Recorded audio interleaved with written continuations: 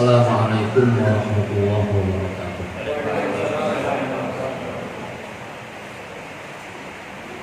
Alhamdulillah nahmaduhu wa nasta'inuhu wa nastaghfiruhu wa nastahdihi wa natubu ilaih wa na'udzu billahi min shururi anfusina wa min sayyiati a'malina may yahdihillahu fala mudilla lahu wa may yudlilhu fala hadiya lahu. Asyhadu an la ilaha illallah wahdahu la syarika lah wa asyhadu anna Muhammadan abduhu wa rasuluh la nabiyya wa la rasula ba'da. Allahumma shalli wa sallim ala nabiyyina Muhammadin wa ala alihi wa sahbihi ajma'in. Ya ayyuhalladzina amanu taqullaha haqqa tuqatih wa la tamutunna illa wa antum muslimun. Ya ayyuhalladzina amanu taqullaha wa qulu qawlan sadida yuslih lakum a'malakum wa yaghfir lakum dhunubakum wa may yuti'illaha wa rasulahu faqad faza fawzan 'azima. Amma ba'du fa inna asdaqal hadits kitabullah wa khairal hadyi hadyu Muhammadin sallallahu alaihi wasallam wa syarrul umuri muhdatsatuha wa kullu muhdatsatin bid'ah wa kullu bid'atin dhalalah wa kullu dhalalatin finnar. Ikhwanuddin, para asatidzah, ustadz dan ustadzah, para sesepuh yayasan Miftahus Sunnah, dan semua yang hadir pada kesempatan pagi hari ini, bersyukur kita kepada Allah Subhanahu wa Ta'ala atas limpahan rahmat, taufik dan hidayahnya. Di kesempatan pagi hari ini Allah pertemukan kita dalam suasana sehat. Setidak-tidaknya mata kita bisa melihat, telinga kita bisa mendengar. Yang mudah-mudahan dari situ pintu-pintu kebaikan dibuka oleh Allah Subhanahu wa Ta'ala untuk kita. Di kesempatan pagi hari ini saya akan memulai dengan satu cerita. Kisah ini diangkat oleh Imam Al-Qurtubi di dalam tafsir beliau Al-Jami' li Ahkamil Quran ketika menerangkan surat Shad ayat 35. Qala rabbil firli wa habli mulkan la yambaghi li ahadin min ba'di. Nabi Sulaiman berkata, "Ya Allah, ampunilah aku dan karuniakan kepadaku istana yang tidak akan pernah bisa disamai oleh orang-orang setelahku nanti." Doa itu dikabulkan oleh Allah. Sekali lagi rujukan saya tafsir Al-Jami' li Ahkamil Quran yang ditulis oleh Imam Al-Qurtubi. Beliau wafat tahun 671 Hijriah. Istana yang Allah berikan kepada Nabi Sulaiman itu beralaskan emas, terbuat bawahnya terbuat dari baja, naik ke atas menggunakan kaca, tingginya 1000 lantai. Zamannya Nabi Sulaiman.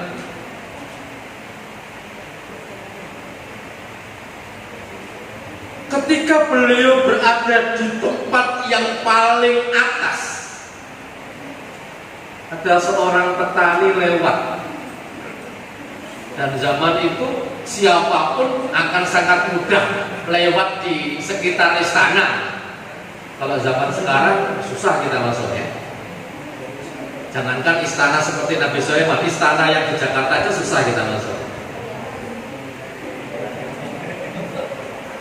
Aku cerita malah rame.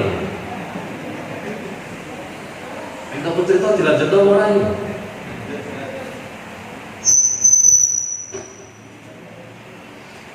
Ada seorang petani itu lewat. Petani itu apa bahasa kita ini? Gumun. Gumun itu apa? Heran, takjub. Kemudian tamu ini bergumam. Laqad atallahu ala ali Dawud mulkan azima. Ya Allah, Engkau telah karuniakan istana yang sangat besar kepada keluarganya Nabi Daud. Maksudnya Sulaiman bin Daud. Sulaiman seorang nabi, Daud seorang nabi. Nabi dua-duanya seorang nabi, anak dan bapak, sekaligus seorang raja. Guman atau gremengan yang secara lesan keluar dalam suasana, dalam keadaan lirik, terbawa oleh angin dan terdengar oleh Nabi Sulaiman. Ini dalam kitab tidak ada, saya stop dulu kitabnya. Ini gumune wong cerita. Iki jane petani ku sing bodoh ini sopo? Tidak ada di kitab, tidak ada ya, kalimat itu tidak ada. Wong gunan koyo ngene. Nabi Sulaiman tuh, ini kembali kepada kita. Nabi Sulaiman tuh menemui petani tadi. Kita terus mikir, turun dari lantai 1000 ke lantai bawah itu cepet-cepetnya gawe lift itu 15 menit ya. Saya sampaikan ya, ini kisah diangkat oleh ulama besar. Tafsirnya aja kalau kita taruh di meja saya ini, saya kira nggak cukup. Panjangnya itu, lebarnya nggak cukup. Dalam riwayat Imam Bukhari disebutkan Nabi Adam oleh Allah diciptakan setinggi 60 hasta, 60 dhira'. Dhira' itu dari sini sampai sini. Kalau ini sampai sini kita hitung, buat rata-rata kita hari ini itu 50 cm. Kalau nggak percaya mungkin ini kan 60 cm, tempelkan. Kalau itu 60 cm, 50 cm itu kira-kira di kitab apapun nggak akan ditemukan. 30 meter tingginya Nabi Adam. Tapi sekali kalimat 30 meter ini ditemukan dalam kitab apapun nggak akan bisa. Adanya 60 dhira'. 60 dhira'. Itu kalau zamannya Nabi Sulaiman itu seandainya orang itu sudah semakin mengecil, semakin pendek, Nabi Sulaiman mungkin tinggal 15 meter. Lagi nggak ada nih kisah ini ya. Ini nggak ada, nggak ilmiah 15 meter ini ya. Itu berarti lantainya saya kira ya mungkin 20 meter. 20 meter kali 1000 lantai. 2 kilo. Tapi angin itu oleh Allah dikuasakan kepada Nabi Sulaiman. Nabi Sulaiman tuh, a'antal ladzi qulta laqad atallahu ala ali Dawud mulkan azima. Apakah kamu tadi yang mengatakan bahwa Allah telah karuniakan kepada Nabi Sulaiman istana yang sangat besar? Mungkin, leres. Tambahan saya, kok jenengan ngertos? Itu tambahan saya, nggak ada di kitab. Tasbihah wahidah yaqbaluhu khairan mimma atallahu ala ali Daud, kata Nabi Sulaiman. Pertanyaanku tak kandang, ucapan tasbih sekali. Alhamdulillah. Oh, nyambung. Oh, subhanallah. Masih sadar ya, masih sadar. Ucapan tasbih sekali, subhanallah. Yang ucapan tasbih itu diterima oleh Allah, nilainya lebih besar daripada istana yang telah Allah karuniakan kepada keluarganya Daud alaihi salam. Tasbih awal, satu ucapan tasbih. Nah, kalau dua, kalau tiga kali, kalau 4 kali, padahal itu kita baca kalimat tasbih setidak-tidaknya setiap habis sholat 33 kali.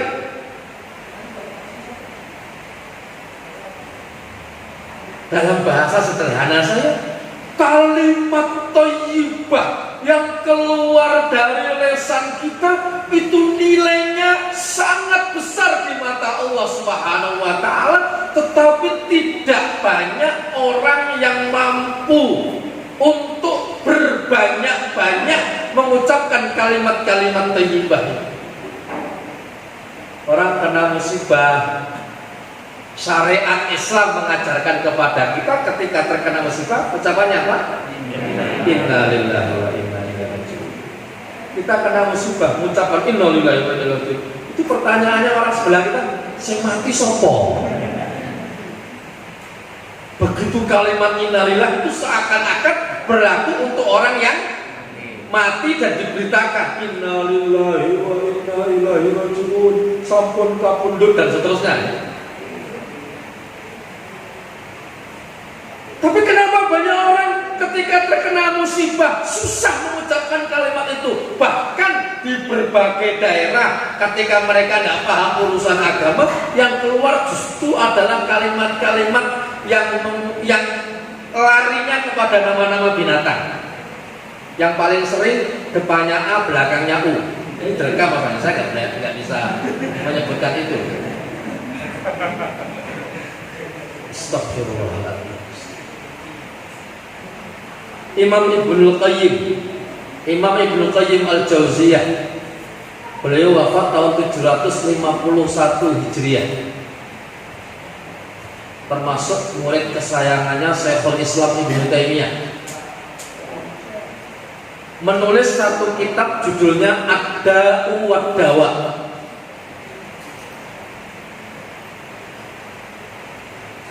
Baterainya habis, dicas dulu. Ini namanya tukang dudu.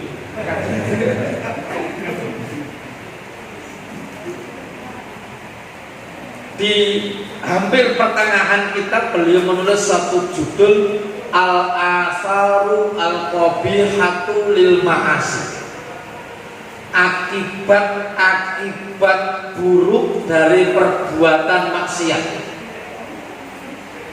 Beliau angkat yang pertama, yang menjadi akibat buruk dari perbuatan maksiat adalah hirmanul ilmi. Seorang akan terhalang dari ilmu. Belajarnya lama, mohon maaf, bahkan mungkin sudah ikut taklim, ikut pengajian itu sejak umur 15 tahun, sementara sekarang umurnya sudah 55 tahun, 40 tahun belajar. Tapi ketika mempraktikkan ilmu yang Allah tanamkan, ilmu yang Allah berikan kepada manusia, itu kok sulit sekali. Kata Imam Ibnul Qayyim, itu bisa jadi akibat dari perbuatan maksiat yang tidak segera ditaubati, sehingga betul-betul memberikan pengaruh kepada jiwa, sehingga ilmu itu seakan-akan terhalang. Mungkin terhalang itu dia ngaji tapi tidak paham, pas ngaji ngantuk, atau pas ngaji cuma bisanya update status sedang taklim bersama dengan ustaz titik-titik. Sekarang kan gitu, kita ngaji serius, yang sana malah update ketahuan yang belakang. Yang depan lebih pertama. Mohon maaf saya agak guyon dikit ini biar nggak kelihatan stunning gitu, mohon dimaafkan ya.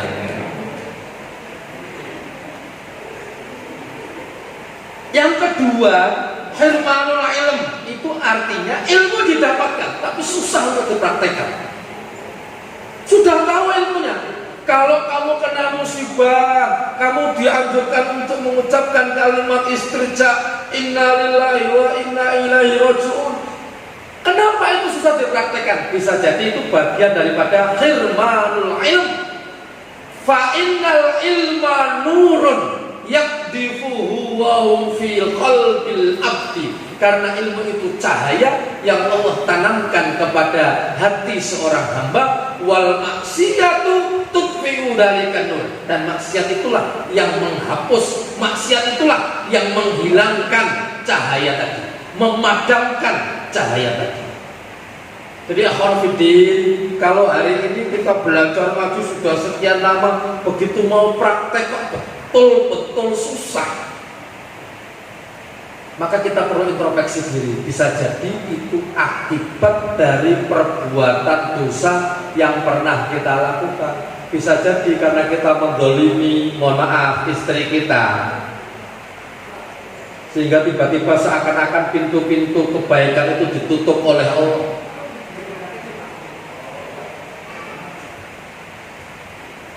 Padahal Rasulullah mengingatkan agar selalu berbuat baik kepada keluarga. Atau bisa jadi seorang istri yang suka membantah suaminya pada perkara-perkara yang tidak melanggar syariat tapi dibantah, tidak ditaati. Itu perbuatan maksiat. Kalau itu dianggap lumrah, dianggap biasa, saling zalim menzalimi itu dianggap sesuatu yang tidak terpisahkan dari kehidupan, dan itu dianggap wajar, bisa jadi itu akibat dari perbuatan maksiat. Bahwa kehidupan rumah tangga memang ada duri, ada gelombang, tapi bukan berarti duri dan gelombang itu menjadi sesuatu yang menjadikan kita terbiasa berbuat dosa. Mestinya duri dan gelombang itu menjadi bahan untuk introspeksi diri kita. Kenapa keluarga yang saya bangun selalu ada duri? Masalah kecil, masalah sepele bisa berubah menjadi besar. Ini kenapa? Ini perlu kita introspeksi. Ini perlu kita lihat. Falamma, ini masih kitab Ad-Da'wah. Falamma jalasa Syafi'iyyu baina yaday Malikin. Ketika Imam Syafi'i sedang bermajelis ilmu bersama dengan Imam Malik, ro'a fawra fatonatihi. Imam Malik itu merasa melihat kecerdasan dari Imam Syafi'i.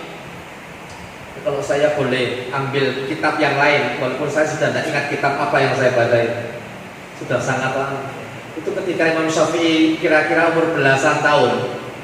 Ya mungkin kalau SD kelas 5 kelas 6 begitu, kurang lebihnya. Tapi zaman itu tidak ada istilah SD ya. Itu beliau diajari oleh ibunya dagang. Imam Syafi'i itu lahir di Palestina. Kemudian ketika bapaknya meninggal, oleh ibunya beserta saudara-saudara dari ibu pindah ke Makkah Al-Mukarramah.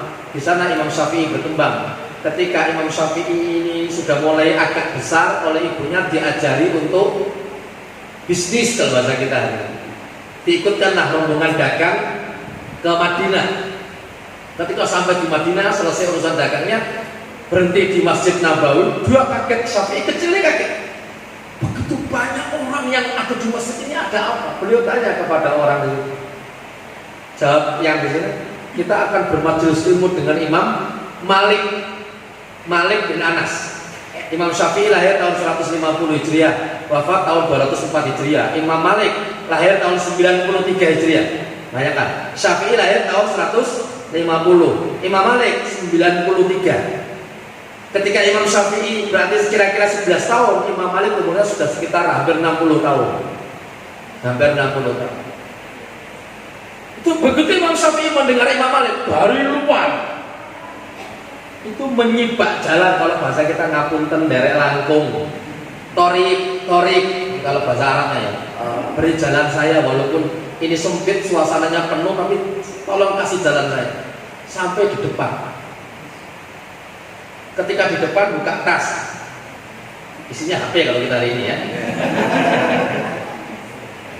Kita kalau kemana-mana nggak bawa Al-Quran merasa tenang, tapi nggak bawa HP hidup jadi gelisah. Saya juga nggak tahu kenapa masalahnya, termasuk saya ya. Sekarang kita kena pengaruh ini luar biasa. Cuma sekarang bagaimana kita memanfaatkan ini untuk akhirat kita, intinya itu. Nggak bawa pulpen, nggak bawa kertas. Ini ada, saya bacanya di dalam kitab lembaran, sudah sobek-sobek itu. Saya juga, sehingga saya tidak mampu memberikan rujukan pasti dari kisah ini. Tapi bahwa kisah Imam Syafi'i bermadul dengan Imam Malik itu banyak disebutkan dalam kitabnya. Syiar A'lamin Nubala mengisahkan itu. Tapi khusus kisah yang satu ini, Imam Syafi'i kecil itu di depan, buka tasnya, golek pulpen, nyari pulpen, nyari kertas nggak ketemu. Akhirnya beliau mendengarkan hadis-hadis itu, dia Imam Malik itu merasa ini anak di depan kayaknya serius ngaji tapi malah dolanan ludah. Begitu selesai tadi, nah kamu tadi itu malah begini. Kata Imam Syafi'i kecil pada saat itu, ya saya mohon maaf, saya mau nulis apa yang Anda sampaikan, tapi saya tidak bawa pulpen, tidak bawa kertas. Akhirnya saya berusaha untuk mencatat. Lah apa kamu bisa baca? Ya mohon maaf, saya kalau baca tidak bisa. Kalau bisa baca apa ya dukun. Paling tambah ini. Tidak usah disebut namanya, nanti malah terkenal. Tapi kalau saya suruh ngulangi apa yang saya korek-korekkan tadi ini, insya Allah saya bisa. Hadis pertama sekarang bunyi, hadis kedua bunyi, hadis ke-10 bunyi, sampai sekian puluh hadis. Ternyata Imam Syafi'i mampu menjawab persis sebagaimana yang disampaikan oleh Imam Malik. Hari berikutnya datang lagi Syafi'i kecil ini. Kata Imam Malik, nak kamu duduknya nggak di sana. Kamu sekarang duduknya di pinggir saya ini. Nanti kalau selesai pengajian ada yang tanya, kamu yang jawab. Inilah mengakibatkan Imam Malik melihat kecerdasan Imam Syafi'i. Maka Imam Malik berkata kepada Imam Syafi'i, kembali kepada kitab Ad-Da'wah. Inni arallaha qad a'ta fi qalbika nuran. Nah, saya melihat Allah telah memberikan kepada kamu cahaya di dalam hati. Fala tutfi'u dzalikan nur bil maksiyati. Jangan pernah engkau padamkan cahaya itu dengan perbuatan maksiat. Saudara-saudaraku yang dirahmati oleh Allah Subhanahu wa taala. Hari ini antum, saya kira tidak lepas daripada dunia pendidikan. Para asatidah semuanya yang hadir di kesempatan kali ini hidupnya di dunia pendidikan, karena judul di depan tadi saya baca SDIT Al-Qolam. Yayasannya Miftahus Sunnah. Saya ingatkan ya, setelah kita berusaha untuk mengenalkan anak-anak kita, seorang suami mengenalkan kepada istrinya, seorang suami istri, seorang bapak ibu mengenalkan kepada anak-anaknya tentang tujuan hidup, bahwa kehidupan itu bukan kehidupan yang bisa digunakan semau gua, tapi kehidupan yang kita ada di dalamnya ini mestinya setiap jengkal, setiap langkahnya bagian daripada usaha kita untuk semakin mendekat kepada Allah. Yang saya ingatkan kepada diri saya dan kepada semua kita yang hadir pada kesempatan pagi hari ini, yang saya ingatkan, usaha itu jangan pernah dipadamkan. Anda menjadi seorang bapak, kenalkan kepada anak-anak tentang Islam. Anda menjadi seorang guru, kita menjadi seorang guru, kenalkan kepada murid-murid kita tentang Islam. Kenalkan kepada mereka tujuan daripada kehidupan yang sesaat, kehidupan yang sangat singkat ini. 60-70 tahun itu disebut oleh Rasulullah. Inna a'mara ummati ma baina sittin wa sab'in. Umur umatku kalau dirata-rata antara 60 sampai 70 tahun. Lebih daripada itu mudah-mudahan bonus kalau diisi dengan ketaatan. Kalau lebih daripada itu diisi dengan maksiat, Masya Allah semakin terhina. Lebih daripada itu lagi, mohon maaf, kadang-kadang sing ora kerasan malah anak-anaknya. Pak diceklan nopo cekawet men.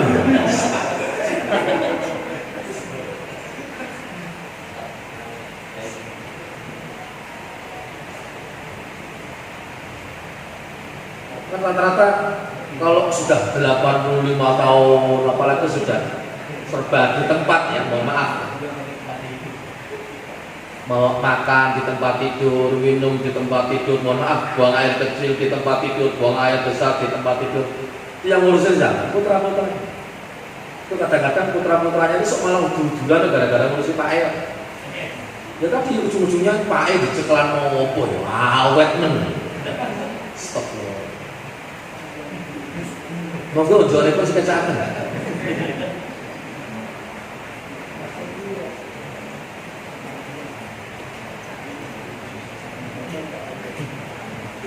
5 pahala minum, 5 pahala minum yang bisa kita dapatkan pada saat itu pula. 1, tangan kanan. 2, bismillah. 3, duduk.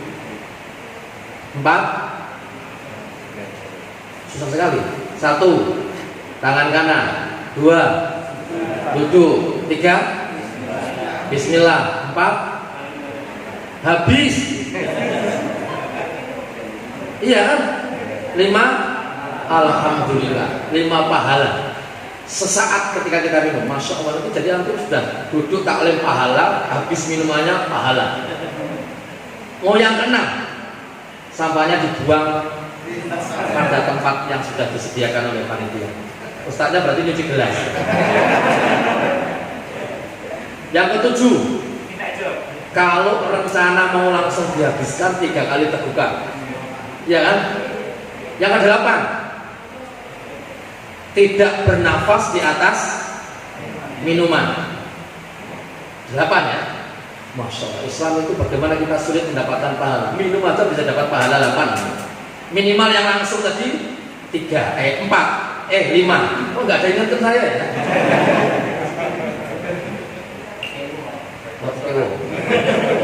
Bismillah. Ambil nafas, ini disingkirkan.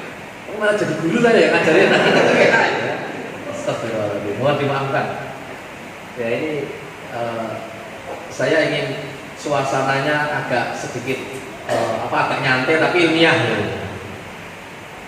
Bapak sekalian yang dirahmati oleh Allah, para asatidzah yang dirahmati oleh Allah Subhanahu wa taala. Jadi kenalkan kepada anak turun kita, kepada anak didik kita tentang syariat Islam. Walaupun tugas itu akan ada selalu tantangan dan ujiannya. Maka Allah ingatkan kita di dalam surat At-Tahrim, surat ke-66, ayat ke-6, ayat yang sangat akrab di telinga kita. Ya ayyuhalladzina amanu qu anfusakum wa ahlikum nara. Hai orang-orang yang beriman, Allah panggil dengan kalimat ya. Itu artinya panggilan lil ba'id, lil qarib, lil mutawassit. Panggilan untuk yang jauh, untuk yang dekat, dan untuk yang menengah. Dipanggilnya sama. Artinya kalau kita terjemahkan bebas kita, kamu yang punya iman kuat dipanggil oleh Allah, kamu yang punya iman tengah-tengah dipanggil oleh Allah, bahkan kamu yang punya iman lemah dipanggil oleh Allah. Untuk bangun sholat subuh itu susahnya luar biasa. Bisanya subuhan, subuh awan-awan.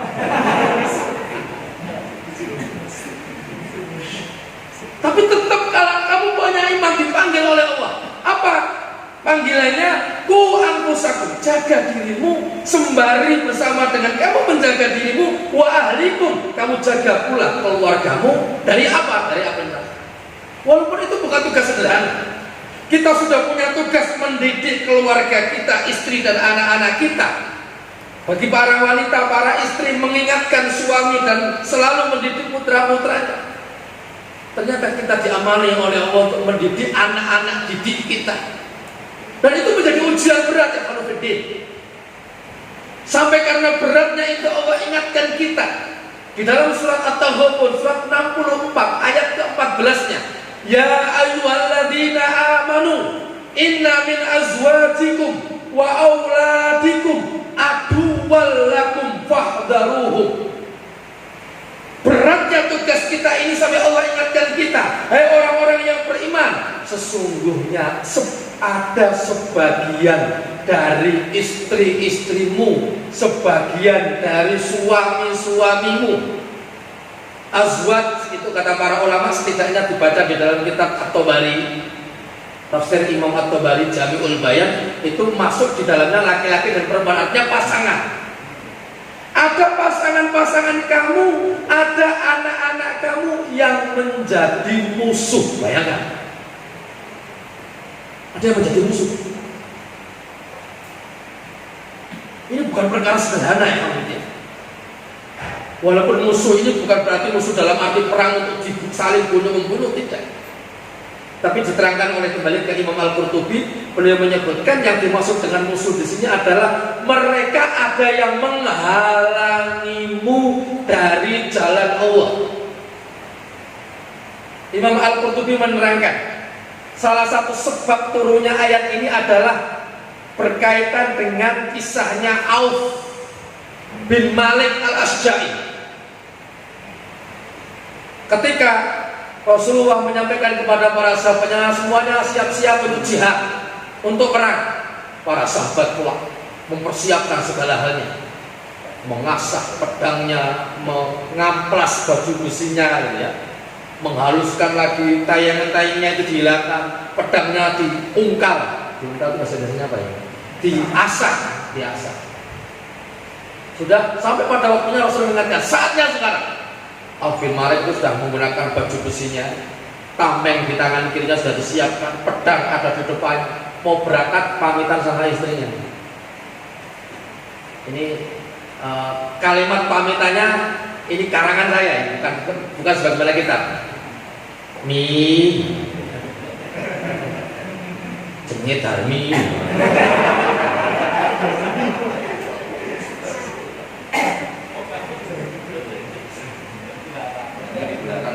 Napa bi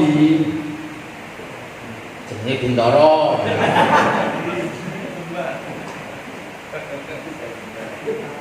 Pamit. Ajeng ki ndak pundi. Mosok mau tameng kok wong pedang ngene arep nang pasar. Oh jihad mau apa? Stop. Anakmu masih kecil. Nah, kalau namanya perang itu antara membunuh atau jenengan mengke sedo kula kali sinten lha putrane jenengan mengke sing ngrawat sinten. Pokoke saiki aja mangkat yo biyo, aja mangkat. Wis pokoke aja mangkat. Iya jangan aja mangkat. Hati Auf bin Malik ini luluh karena tangisan istrinya, akhirnya diletakkanlah pedang, dilepaskan tameng dari tangan kirinya, dilepaskan baju besinya, enggak ikut tolong. Sehingga turunlah ayat ini, hai orang-orang yang beriman, ada sebagian istri-istri kamu, ada sebagian anak-anak kamu yang menjadi musuh. Ya kalau hari ini mungkin bahasanya tidak seperti itu, bahasanya kamu jangan berangkat, kayaknya enggak. Kamu enggak usah ikut pengajian terus, kayaknya juga enggak. Paling-paling hari ini pakai bahasa-bahasa agak sedikit halus. Bi, jenengan saat ini kok pengajian terus, ini ngomong maca Quran terus, nek taklim ora tau telat, nek sholat mesti ning masjid terus. Apa wis krasa ta Bi? Kalimatnya ora halus. Wis krasa. Krasa napa? mati, Mas. Tapi saya ingatkan, mengingatkan saudara, anak, istri, apalagi anak didik kita itu betul-betul berat. Ini ujian. Maka karena itu ujian pula Allah ingatkan kepada kita, sesungguhnya innama amwalukum wa auladukum fitnah. Di surat yang sama, surat 64, surat At-Taghabun ayat ke-15. Sesungguhnya anak-anak kamu, sesungguhnya harta benda yang kamu punya itu ujian. Dan itu diangkat pula oleh Allah di dalam surat Al-Anfal ayat ke-28. Kalimatnya mirip, bahkan sama. Sesungguhnya ada sebagian harta benda kamu, ada sebagian anak-anak kamu yang menjadi ujian. Menjadi ujian itu bentuknya kalau anak kita asli itu ada dua. Ada ujian secara fisik, ada ujian secara mental. Secara fisik ya sakit-sakitan ya. Puskesmas, rumah sakit. Di rumah sebentar, puskesmas lagi, rumah sakit. Masya Allah. Apa-apa kedol kabeh gara-gara untuk pengobatan anak. Ujian. Ada yang sifatnya, mohon maaf, mental. Mental itu artinya fisiknya sehat. Tapi ketika diajak untuk mengingat Allah, diajak untuk mengenal syariat Allah, angelnya betul merah-merah. Le masjid, saya. Begitu le masjid, jawabannya itu spontan, tidak pakai mikir lama. Saya. Ini kalau bahasa Jeparanya dulu. Ini bahasa Jepara. Astagfirullahaladzim. Sama dengan anak hari ini kadang-kadang, do ke warung dulu beri berambang bawa mau isin lalu. Pernah anak lanang, tambah angel meneh. Karena memang ada anak yang memang oleh Allah disebutkan sebagai ujian. Itu untuk menguatkan keimanan kita, bukan menjadikan kita kendur. Tapi justru itu memotivasi kita untuk lebih berbuat secara maksimal. Mohon maaf saudara-saudara sekalian, para asatidz yang dirahmati oleh Allah Subhanahu wa taala, betapa banyak orang hari ini merasa lebih berharga binatang peliharaannya daripada anaknya itu sendiri. Saya ambil contoh di kampung-kampung itu ya, di kampung-kampung itu kadang-kadang terjadi. Kalau di kota seperti Semarang mungkin tidak. Di kampung-kampung itu terjadi. Anaknya maghrib orang mulai, orang digoleki. Tapi gue jago ini ayam jago. Maghrib belum mulai, bingung goleki. Takon tombone kono. Budha, jenengan sempat lihat jago kula mboten? Masya Allah. Bingung mulai kemana-mana. Jago hilang. Anaknya orang mulai aman. Seakan-akan jago itu lebih berharga daripada na'udzubillah min dzalik, astagfirullahaladzim. Ada anak yang memang menjadi ujian buat orang tuanya. Tapi sekali lagi itu bukan menjadikan diri kita kendur dalam mendidik anak-anak kita. Jangankan jenengan yang ngurusi anak-anak SD ya. Anak-anak SD mungkin sebagainya ada SMP atau siapapun ya yang anak-anak didik maksud saya. Saya yang berkecimpung di anak-anak yang sudah dewasa, lulusan SMA, itu ya ada saja. Peraturan megang HP sekian jam sekian ke jam sekian. Itu masa bagaimana caranya berkhayal mencari celah dari peraturan yang ada. Padahal kalau Ustaz membuat larangan satu, santri itu sudah di atasnya dua. Apalagi kalau urusan seperti ini, saya sendiri kalau urusan begini dengan anak saya, itu tanyanya kepada anak, ini caranya piye le? Masya Allah.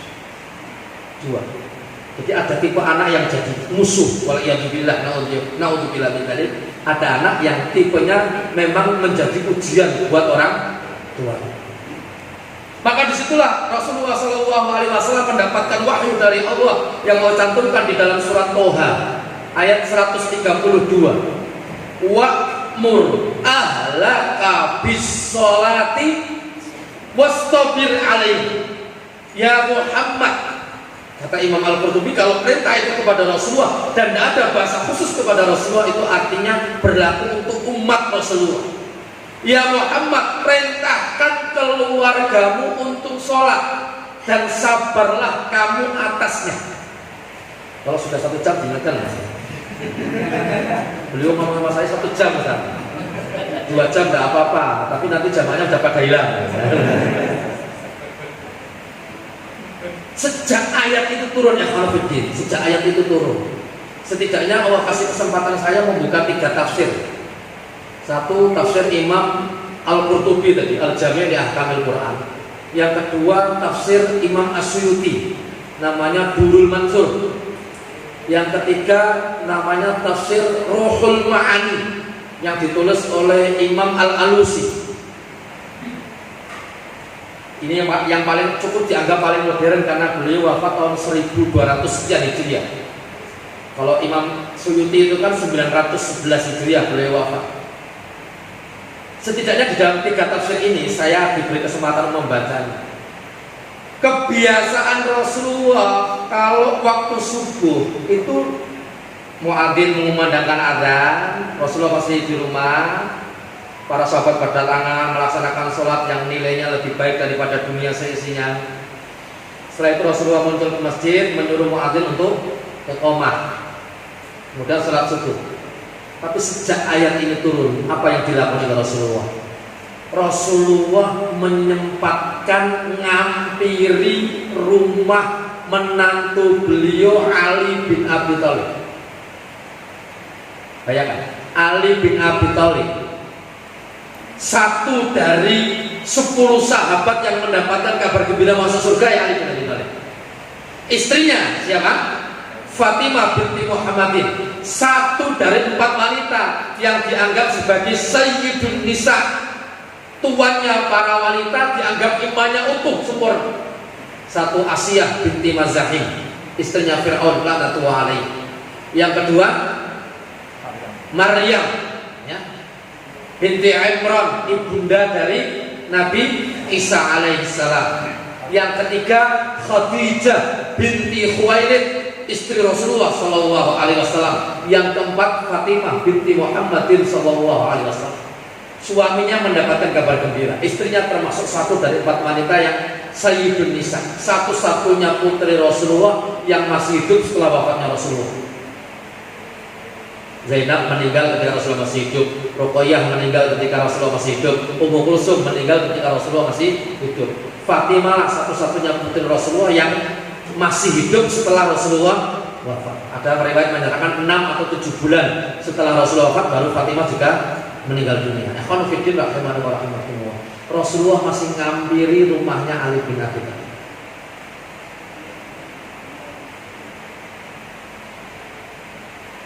Berapa waktu? Ini pertanyaannya. Sekali, 2 kali, 3 kali yang saya baca di dalam 3 tafsir yang saya sebutkan tadi. Rasulullah melakukan itu 8 bulan. Mohon maaf, kadang-kadang kita cuma bangunkan anak kita untuk sholat subuh, wis ping 4, wis 5 dina, 6 dina, 7 dina, 10 dina. Wangel, lah ben barbane dibugani angel. Jangan pondok ya ana omah tuh runtok.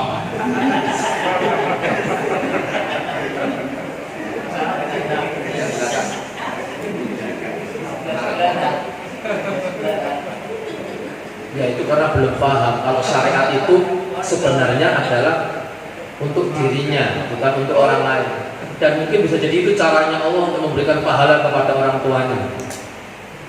Bisa jadi orang tuanya susah sholat tahajud, atau untuk sholat duha itu berat, untuk baca Quran baru selembar itu sudah ngantuk, sunga, pangok gitu ya. Tapi megang HP orang jam rasanya balik dulu gitu ya. Ya akhirnya Allah ganti pahalanya dengan bangunkan anak agak susah. 8 bulan Rasulullah ngampiri rumah Ali bin Abi Thalib untuk diingatkan sholat subuh. Baik keadaannya, Ali mungkin masih di rumah, seringnya Ali sudah sampai di masjid, tapi Rasulullah tetap ingatkan.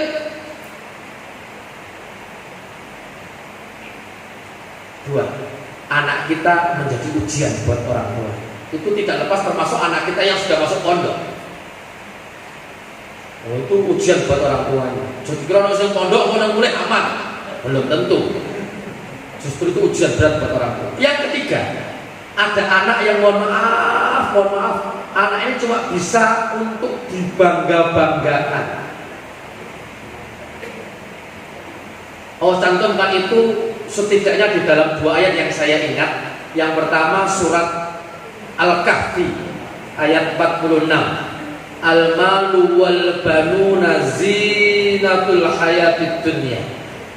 Harta dan anak-anak itu adalah perhiasan, sesuatu yang dinampakkan, sesuatu yang dibanggakan di dalam kehidupan dunia. Yang kedua, zuyyina linnasi hubbus syahwati minan nisa'i wal banin dan anak-anak dijadikan indah bagi manusia mencintai, menyukai istri-istrinya termasuk anak-anaknya. Ayat 14 dari surat Ali Imran.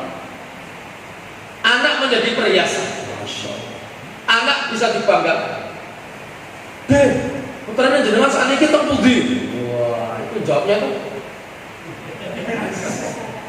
Anak saya yang anak saya yang pertama alhamdulillah sekarang kerja di universitas menjadi profesor doktor di sana. Nah, yang nomor 2, alhamdulillah sekarang menjadi dokter spesialis penyakit tertentu di rumah sakit tertentu. Ngomongnya itu nggak peloblas, cetok welo goblang. Yang nomor 3 sedang kuliah di Jerman. Wah, itu ngomongnya betul.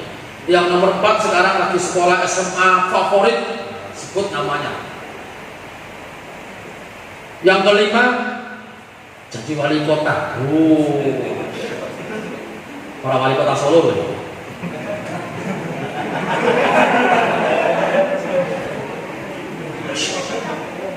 Anak cuma bisa dibanggakan, tapi belum tentu anak yang dibanggakan itu mereka kenal syariat Allah.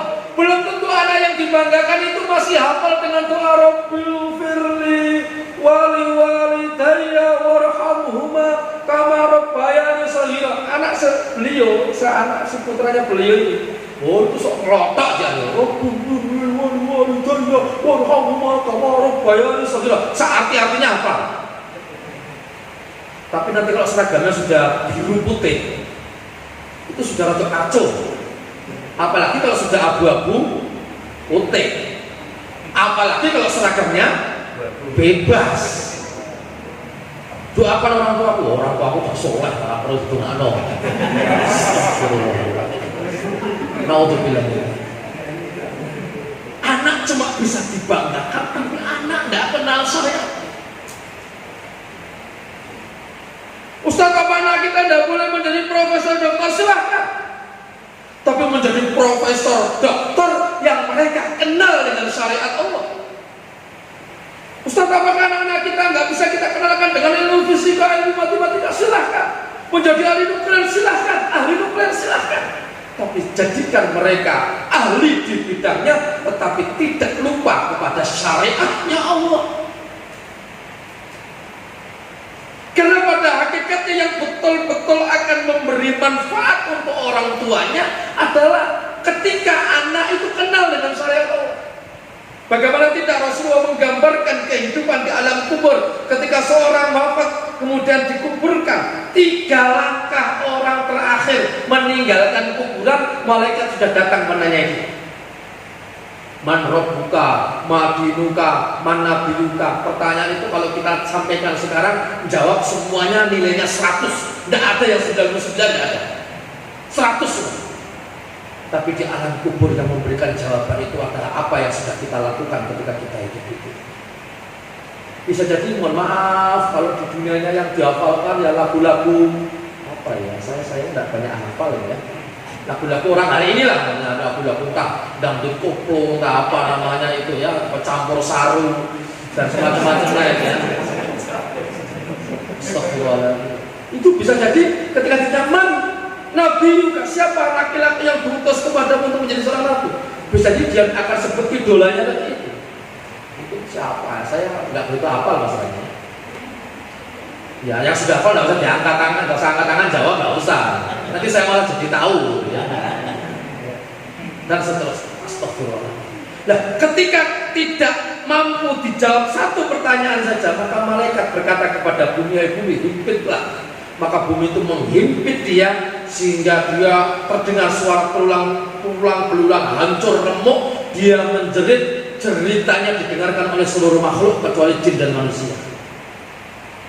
Suasana seperti itu, tiba-tiba bumi itu luas, tiba-tiba tercium bau wangi, tiba-tiba terang benderang. Ada apa ini? Jawabannya, doa anakmu yang soleh dikajabahi oleh Allah. Itulah anak tipe yang keempat yang Allah angkat dalam bahasa doa. Anak yang menjadi qurratu a'yun. Rabbana hab lana min azwajina wa dzurriyyatina qurrata a'yun waj'alna lil muttaqina imama. 74 daripada surat Al-Furqan, surat ke-25. Ya Allah, karuniakan kepada kami istri-istri, karuniakan kepada kami anak-anak yang mereka adalah anak-anak yang soleh dan solehah. Berikan kepada keluarga besar kami, mereka menjadi orang-orang yang qurratu a'yun.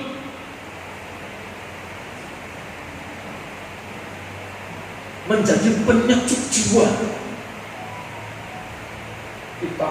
Saya sebagai laki-laki seandainya pulang di rumah lihat anak satu baca Quran, yang satu sedang membantu ibunya masak, wah sosiri itu anyes itu. Coba kita bayangkan pulang kerja anaknya udah waktu ambil adil, masih abad dulu belum gara-gara urusan ini. Ibunya raketok buninti, Pak Emin di kamar nangis. Aku sangat kuat nangani anak-anakmu. Tekan omah judek lemes. Pada awalnya baiki jannati, rumahku surgaku, menjadi seakan-akan rumahku masalahku. Makanya mungkin ada sebagian orang yang berpikir, ya wis lah ora usah mulai wae. Apalagi istrinya bilang, "Nek, mulai ora godhut mending ora usah mulai." Ngopo mulai nang omah ngentek-entekno. Makanya curhat mereka ditulis di belakang mobil mereka, di truk-truk gitu ya, kalau antum lihat ya. Pernah baca ya? Nggak pulang kangen, pulang padu. Gitu ngono lah. Nggak pulang rindu, pulang padu. Padu ya, malu mending padu. Makdar Pak, kemana juga tempe suci. Jo tempenya suci teno anak itu mangan. Nasib. Astagfirullahaladzim, astagfirullahaladzim. Bapak-bapak, ibu-ibu, para asatidzah yang dirahmati oleh Allah Subhanahu wa Ta'ala, maka saya ingatkan bahwa ketika kita mendidik anak-anak kita, mendidik putra-putri kita, termasuk mendidik anak didik kita, itu adalah butuh keseriusan yang maksimal agar supaya mereka betul-betul kenal dengan urusannya kepada Allah, mereka akrab dengan urusannya, akrab dengan kewajibannya, walaupun praktek di lapangannya itu berat, tapi saya ulangi, cucuran keringat yang keluar itu kelak akan menjadi saksi di hadapan Allah Subhanahu wa Ta'ala. Judeknya kita sampai dahinya mengkerut, memikirkan bagaimana agar anak-anak tetap soleh dan solehah, itu betul-betul akan bernilai besar di sisi Allah Subhanahu wa Ta'ala.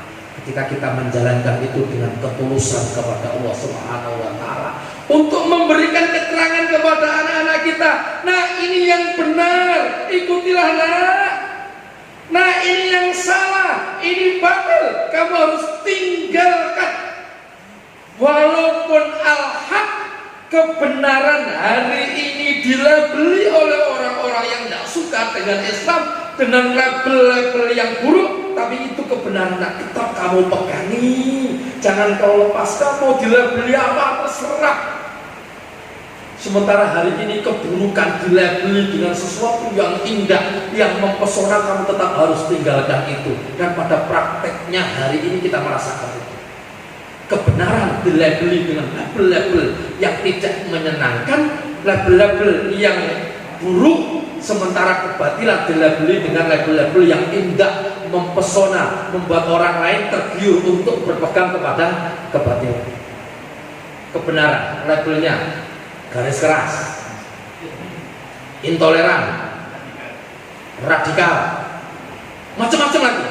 Sementara yang batil kadang-kadang labelnya itu masya Allah bantuan. Nah, gitu ya. Labelnya pertama kali sudah bantuan sih, gitu ya. Semuanya sih. Sehingga kalau kita tidak punya ilmu, anak-anak kita tidak kita ingatkan, kita nggak serius memikirkan anak-anak mereka, anak-anak kita, anak didik kita, mereka bisa jadi pada waktunya tidak akan kenal lagi mana yang hak, mana batil, tapi yang mereka tahu adalah sing penting penak. Naudzubillah min dzalik. Mohon maaf, yang sudah kaku-kaku selonjor nggak apa-apa loh ya, nanti daripada ginggingan. Jamnya makan mana kesemutan mana-mana. Selonjor bukan apa-apa, di penak nama. Karena saya juga ini saya coba melihat jam di arah saya tapi tidak kelihatan.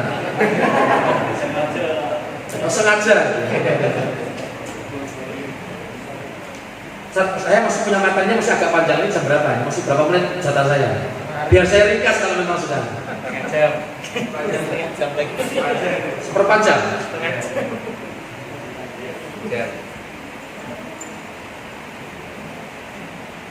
Rasulullah ingatkan kita dalam perkara ini dengan satu ungkapan, karena beratnya Rasulullah ungkapkan itu dalam kalimat doa. Doa itu sudah kita hafal hari ini. Allahumma arinal haqqa haqqa warzuqna tiba'ah wa arinal batila batila warzuqna tinabah. Ya Allah, tunjukkan kepada kami yang hak itu hak. Bukan hanya sekedar itu doa kita, tapi dilanjutkan warzuqna tinabah, dan ya Allah berilah kemampuan kepada kami atau rezekikan kepada kami untuk mampu mengikuti dan berpegang teguh kepada al-haq itu. Ya Allah, tunjukkan kepada kami yang batil itu batil, dan berilah kemampuan kepada kami untuk bisa meninggalkan kebatilan itu. Karena betapa banyak di antara kita tahu itu benar, tapi kita berat untuk melaksanakannya. Dan banyak di antara kita, kalau di antara kita jenengan tersinggung, setidaknya saya ya, melihat itu batil, tapi kadang-kadang kita masih terjerumuskan, seakan-akan didorong oleh setan yang menjadi musuh kita untuk mengikuti dan melakukan kebatilan itu. Maka kita memohon kepada Allah, ya Allah tunjukkan kepada kami yang batil itu batil, dan berilah kemampuan kepada kami untuk menjauhi kebatilan tersebut. Ketika kita sudah mulai berpegang kepada al-haq, kita kenalkan kepada anak didik kita. Mungkin semakin lama akan semakin berat ujiannya, akan semakin banyak tantangannya. Dan itu sudah dicontohkan oleh sahabat-sahabat Nabi Muhammad SAW. Nanti silakan dibaca di dalam surat Shad juga ayat 62. Wa qalu ma lana la nara rijalan kunna na'udduhum minal asyrar. Abu Jahal beserta rekan-rekannya, antek-anteknya itu ketika mereka dimasukkan ke dalam neraka itu masih berpikir, ya Allah, kok kami yang masuk neraka? Kami kan orang-orang baik. Mana orang-orang yang dulu ketika di dunia kita anggap sebagai penjahat? Kok malah rakyat toh? Radikal-radikal kok malah rakyat toh? Ini yang di. Maka Allah sebenarnya di dalam tafsir Imam At-Tabari disebutkan Allah sudah masukkan mereka kaum muslimin yang dianggap radikal oleh Abu Jahal sebagai perusak keamanan, dianggap perusak keamanan oleh Abu Jahal, dimasukkan ke dalam jannah. Sementara mereka yang menganggap dirinya baik, yang menganggap dirinya toleran, yang menganggap dirinya berpihak kepada hak asasi manusia, itu berada di dalam neraka, karena pada akhirnya mereka adalah penjahat yang sesungguhnya, tapi ada di balik label yang baik. Tantangannya akan semakin berat. Saya sebutkan satu contoh. Tantangannya itu, mohon maaf saya sebutkan tantangannya dulu. Satu, bisa jadi nyawa. Kalau bahasa kita taruhannya itu nyawa kalau kita sudah mau berpegang kepada kebenaran. Yang kedua, bisa jadi tenaga. Yang ketiga, bisa jadi harta. Yang keempat, tantangannya bisa jadi keluarga. Kalau ada yang kelima ini walaupun bonus atau apalah namanya, kalau dibutuhkan saja, air mata. Kadang-kadang itu air mata. Saya punya teman tugas jauh, baru nikah 3 bulan terus ditugaskan jauh. sana itu kalau malam sholat tahajud bisa nangis. Makanya ada orang yang melihat, aku kalau sholat tahajud bisa nangis terus saya iri. Iya, saya nangis tuh kangen sama istri saya.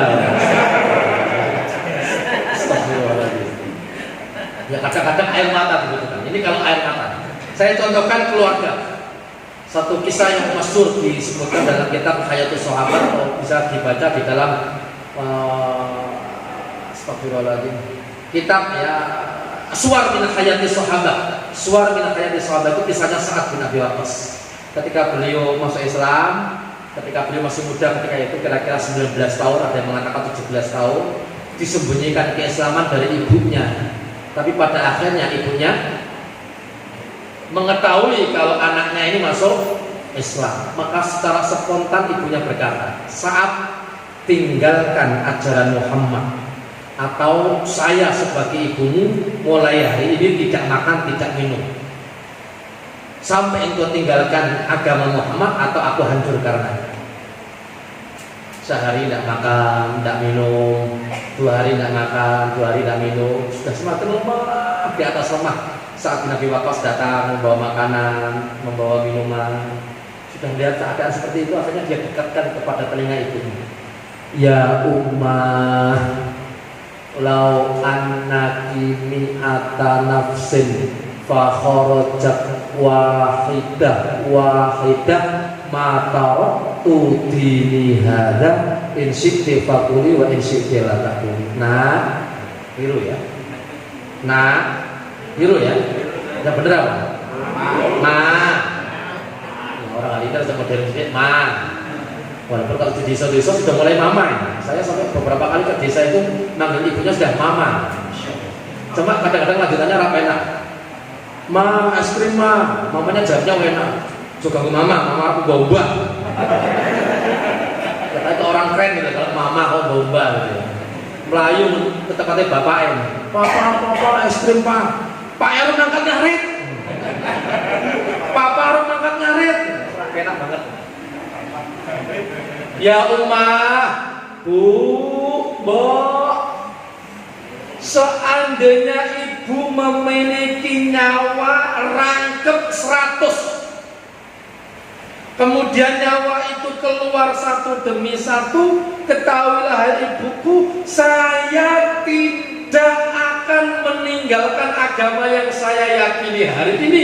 Kalau ibu mau makan, mau minum, silakan, saya bawakan makanan, saya bawakan minuman.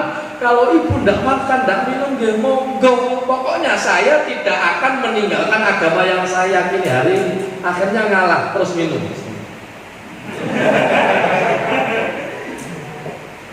Itu tadi ibunya Sa'ad bin Abi Waqqas. Keluarga. Tantangannya kadang-kadang keluarga. Tantangannya nyawa. Kita kenal siapa? Sumayyah. Wanita yang pertama kali syahid dalam Islam. Setiap hari diambil oleh Abu Jahal dan kawan-kawannya, dijemur di terik matahari panas. Bajunya dilepas diganti dengan baju tipis yang terbuat dari besi, sehingga tubuhnya melepuh semuanya. Ketika Abu Jahal mengatakan, ya Sumayyah, tinggalkan ajaran Muhammad, maka kamu akan kami jadikan wanita yang kami muliakan. Apa kata Sumayyah? La ilaha illallah Muhammadur Rasulullah. Menjadikan Abu Jahal murka. Kemudian Abu Jahal ambil pedangnya, kemudian ditusukkan, mohon maaf, dari kemaluan tembus punggung bagian belakang, menjadi wanita yang pertama kali syahid di dalam Islam. Kenapa? Berpegang kepada Allah. Maka di acara yang tertulis di sini, walaupun bahasa orang mungkin bahasanya minta maaf gitu ya, ilmu yang saya dapatkan, minta maaf itu setiap kita punya salah segeralah minta maaf. Jangan menunggu acara halal bihalal, kesuwen ya. Ya, Anda merasa punya salah, segera minta maaf. Istri punya salah kepada suami, cepat-cepat, tidak usah nunggu tanggal 1 Syawal. Ya. Selak bakdo harus lewatan. Ya. Suami punya salah dengan istri, ya segera minta maaf. Jangan menunda-nunda. Tapi saya ingatkan, karena saya merasa bahwa ini adalah tanggungan kita bersama untuk mendidik putra-putra kita agar mereka kenal dengan syariat, kenal dengan kebenaran, dan mampu berpegang kepada kebenaran. Maka kita berjuang di sana mendidik mereka agar kenal dengan syariat Allah, kenal dengan kebenaran itu. Berharap mudah-mudahan mereka di waktu dewasa menjadi anak-anak yang betul-betul berpegang kepada Allah. Alhamdulillahirabbil alamin. Selesai. Selesai. Karena saya tidak tahu tadi pembawa acara ngomongnya apa, saya tidak tahu ya. Apakah saya disuruh ngisi-ngisi saja atau ada serang isi suruh apa? Sekaligus doa. Oh, sekaligus doa. Kalau gitu kita hadirkan hati kita. Mudah-mudahan hadirnya hati kita dalam berdoa ini menjadikan Allah ijabahi doa-doa yang kita panjatkan kepada-Nya. Inna Allaha wa malaikatahu yusholluna 'alan nabiy ya ayyuhalladzina amanu shollu 'alaihi wa sallimu taslima. Allahumma shalli 'ala Muhammad wa 'ala ali Muhammad kama shallaita 'ala Ibrahim wa 'ala ali Ibrahim. Wa barik 'ala Muhammad wa 'ala ali Muhammad kama barakta 'ala Ibrahim wa 'ala ali Ibrahim fil 'alamin innaka Hamidum Majid. Allahumma ighfir lil muslimina wal muslimat wal mu'minina wal mu'minat wal ahya'i minhum wal amwat innaka antas sami'un qaribun mujibud da'wat. Rabbana zalamna anfusana wa illam taghfir lana wa tarhamna lanakunanna minal khasirin.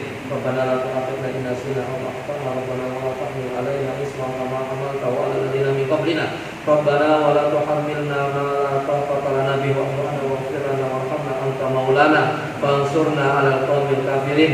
Rabbi auzi'ni an ashkura ni'mataka allati an'amta 'alayya wa 'ala walidayya wa an a'mala shalihan tardahu wa aslih li fi dhurriyyati inni tubtu ilaika wa inni minal muslimin. Rabbana hab lana min azwajina wa dhurriyyatina qurrata a'yun waj'alna lil muttaqina imama. Allahumma sahhil umurana, Allahumma sahhil umura walidayna, Allahumma sahhil umura jami'il muslimin. Rabbana atina fid dunya hasanah wa fil akhirati hasanah wa qina adzabannar. Wa sallallahu ala Muhammadin wa ala alihi wa sahbihi ajma'in. Walhamdulillahi rabbil alamin.